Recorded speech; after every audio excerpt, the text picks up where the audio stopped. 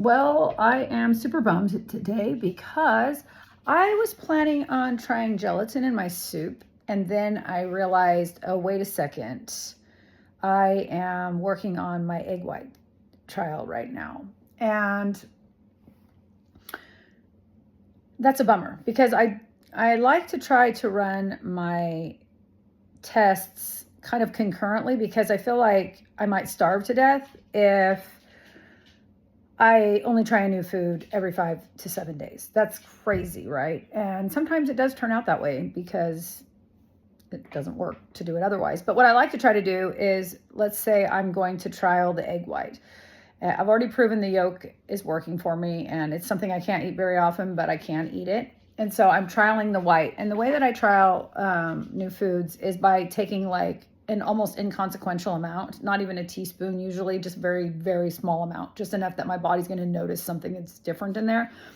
And then I wait through that day 24 hours. And if I don't notice anything like redness on my face immediately after eating, or 2 hours after I'm eating, or 4 hours after I'm eating, or 8 hours after I'm eating, or anything during the night, like waking up at 3 in the morning, or nausea, or if I don't notice anything, I will usually try it again at the same dose the second day.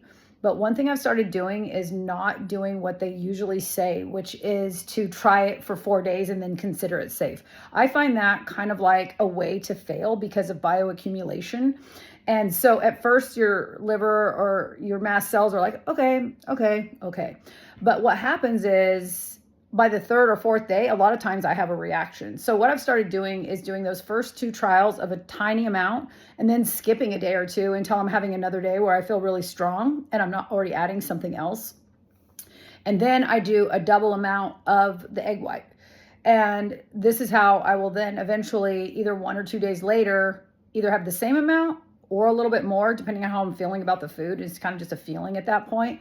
But what I don't do is just try to go hard 4 days in a row and then say the food is safe, because generally I'm finding that's not necessarily true. And based on being super hungry, I eventually eat too much of it and get sick, and then I either lose the food entirely or I have to put it on the shelf for a long time, and I don't really like to do that. So I try these like super micro doses, and I don't just necessarily add the food. Sometimes I will. Like when I added spaghetti squash, that, like, because I was already eating zucchini just fine, that one I integrated really fast and it wasn't a problem.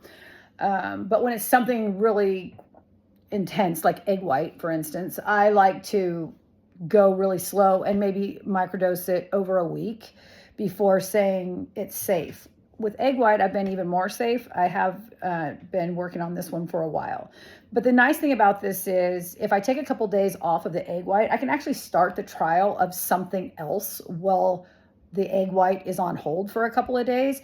And if you have to watch really closely, because I know one of the trickiest things about this is trying to figure out where the reaction is coming from. And sometimes I actually don't know where the reaction is coming from, to be honest. And I just have to slow it back down a little bit. But the thing about the super microdose is that I never get that sick. You know, I don't get that sick. I mean, I have gotten knocked down a little bit here and there trying all these new things, but I've never got as sick as I was getting before I started doing these super microdose trials and alternating them. So anyway, that's how I do it.